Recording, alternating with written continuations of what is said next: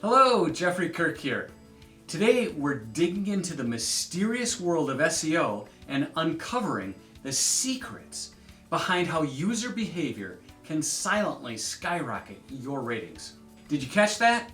Your audience affects your search results. It's not just the other way around. Before I get into the details, I have to give you the answer to last week's photo question. I took that picture at Petrified Forest National Park in Arizona. It was kind of a trick question because the petrified trees were hard to see. I'll give you a zoomed in view. Those logs scattered around are solid rock now. And here's another for you. These pieces still look like wood, but all the cells have been replaced by minerals.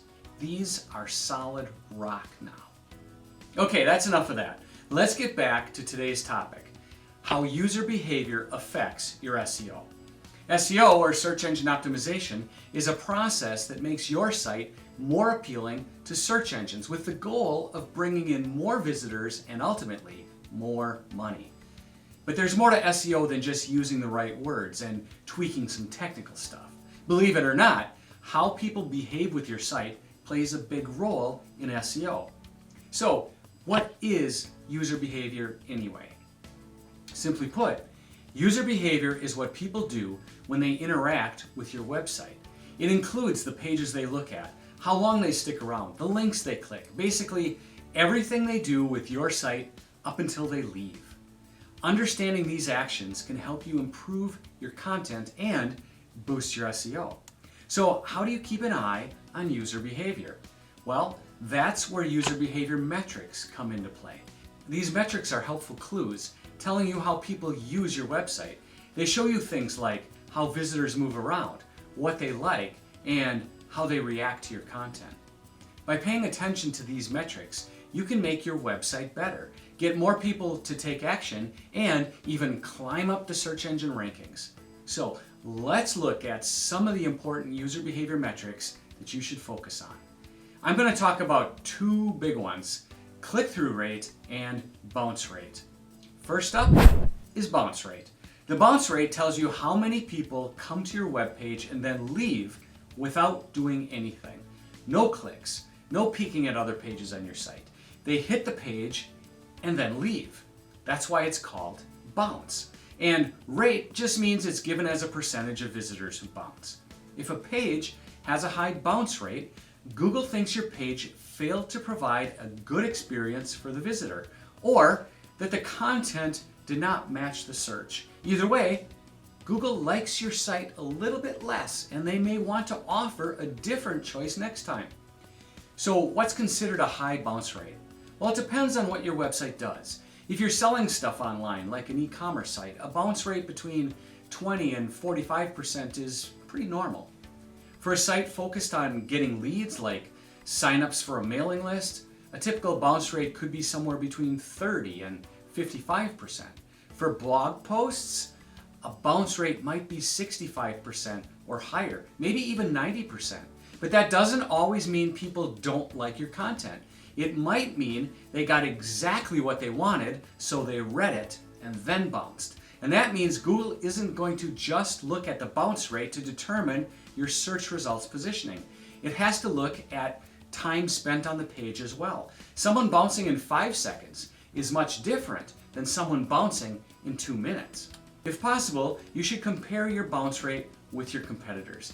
This helps you see how you're doing in your industry, and you can figure out where you can make things better. If you discover your bounce rate is higher than it should be, it could mean that people aren't finding what they want on your website. So if you see a page with a high bounce rate, the first thing to do is check the content. Does it properly match what the person was searching for? Make sure the page is helpful and gives the info or the solution that searchers want. If all that is good, then look for other factors that can cause bounce. Here are a few. Number one, slow page loading. If a page takes too long to load, visitors may get impatient and leave. Number two is unclear or missing calls to action. If users don't know what to do on your page, where to click, or what action to take, they might bounce. Number three, high image to text ratio. Too many images without valuable content can be overwhelming and drive users away. Number 4, poor page design and structure. A messy or confusing layout can discourage users from staying on your page. Number 5, non-mobile friendly design. With people cruising the web on the go, a page that doesn't play nice on phones can be left quickly. Number 6, excessive ads or pop-ups. Intrusive advertisements or too many pop-ups can be annoying and drive people away.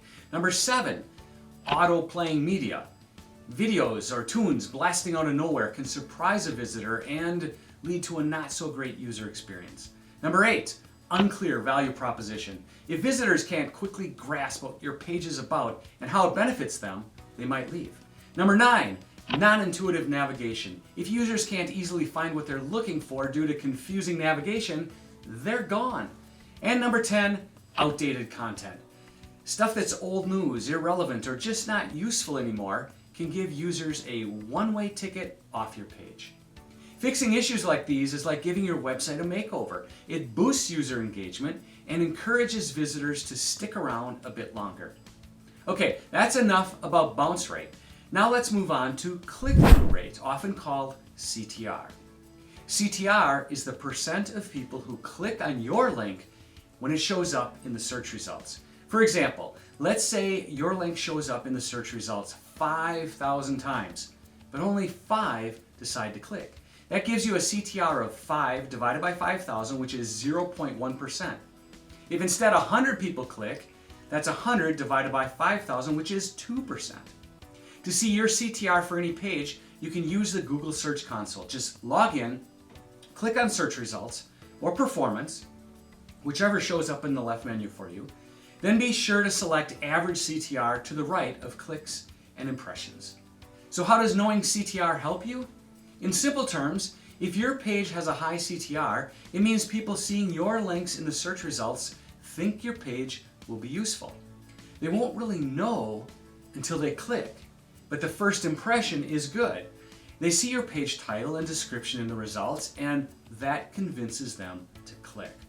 This means you want to make sure your title and description are clear, not too long, and match what users are looking for. Aim for titles around 45 to 60 characters and descriptions between 145 and 160 characters. Getting these right helps you get the click. Then your content has to keep them or else they'll bounce. Now that you understand a little bit more about bounce rate and CTR, the next step is to understand some trends. It's good to keep up with what's happening in your industry and how people are behaving. These can give your website a real edge. Here's how you can take advantage of this information. Number 1, include trendy keywords in your content. This helps your website pop up more in searches for things people are looking for right now. You don't always need to create new content. Sometimes just tweaking what you have works too. But don't compromise on quality. Use keywords that match what your audience is searching for and make it sound natural. Number 2, accept changes in user behavior. Just like people change, so do their online habits. To stay ahead of the curve, you should keep up with the latest trends and technology. You can even use smart tools like artificial intelligence to help you understand what's going on and make your website even better. Also, don't forget about voice searches. They're a big deal now, and people also love videos, so including a few on your website can be helpful too. And number 3, make your website user-friendly. I can't emphasize this enough. Give your visitors a great experience on your site.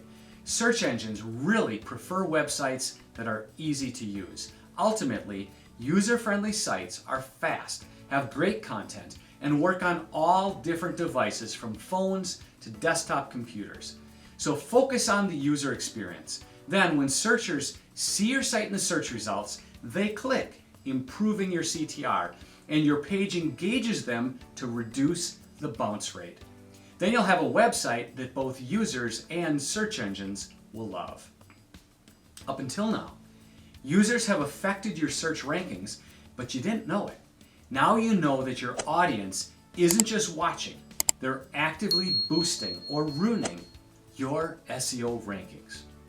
To help you even further, I put together a content marketing checklist for you. It's a free, step-by-step guide to creating content that engages your audience, drives traffic to your website, and generates leads and sales for your business. You can get it at upatdawn.biz/10content. Go get that now while you're thinking about it. Your business deserves to be seen online, and I will help you get there. Thanks for watching, and have a great day.